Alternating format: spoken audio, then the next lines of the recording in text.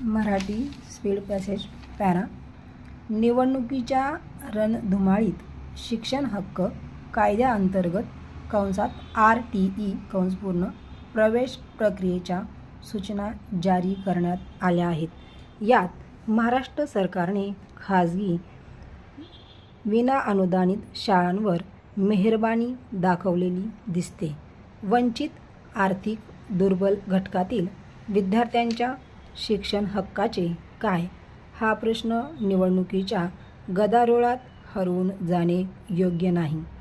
3 April 2024ला शिक्षण संचालकांनी काढलेल्या या परिपत्रकामुळे झोपडपट्टी, तांडा, वाडे, गाव-शहर आदी ठिकाणी राहणाऱ्या आर्थिकदृष्ट्या दुर्बल वर्गातील विद्यार्थ्यांसाठी सरकारी किंवा अन्य अनुदानित शाळा उपलब्ध असेल तर त्यांचे खाजगी विनाअनुदानित शाळात शिकण्याचे स्वप्न धूसर होणार आहे.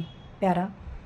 संविधान अस्तित्वात आल्यापासून पहिल्या 10 वर्षाच्या आत 6 ते 14 वयोगटातील सर्वांना मोफत व सक्तीचे शिक्षण मिळण्यास सुरुवात व्हावी, अशी संविधान निर्मात्यांची अपेक्षा होती. संविधानातील अनुच्छेद 45 मध्ये त्याबाबतची तरतूदही आहे. भारतासह जगातील 71 देशांनी आर्थिक, सामाजिक आणि सांस्कृतिक हक्कांच्या आंतरराष्ट्रीय करारनाम्यावर स्वाक्षरी केली आहे. या करारनाम्यात मोफत प्राथमिक शिक्षणाचा अधिकार व सुधारणावादी उच्च शिक्षणाचा अधिकार मान्य करण्यात आला. प्रत्यक्षात भारतातील शैक्षणिक क्षेत्रात अपेक्षित गतीने बदल होत नव्हता.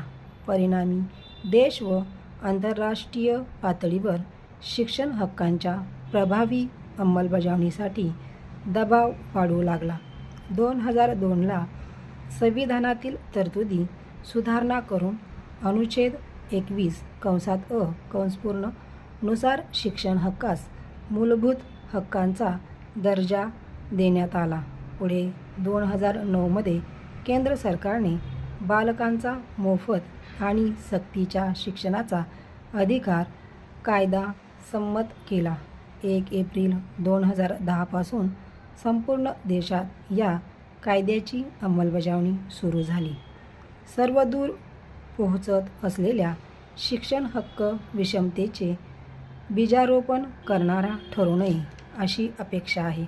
अन्यथा भविष्यात शिक्षणातून निर्माण झालेली वर्गवारी देशाच्या सर्वांगीण प्रगतीतील मोठा अडथळा ठरेल.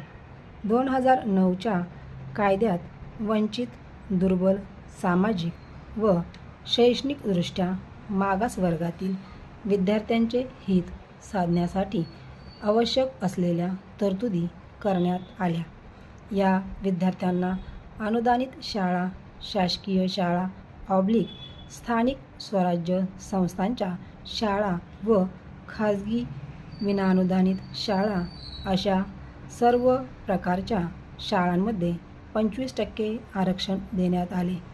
त्यामुळे काही गरीब विद्यार्थ्यांसाठी खाजगी विनाअनुदानित शाळात प्रवेशाचा मार्ग खुला झाला.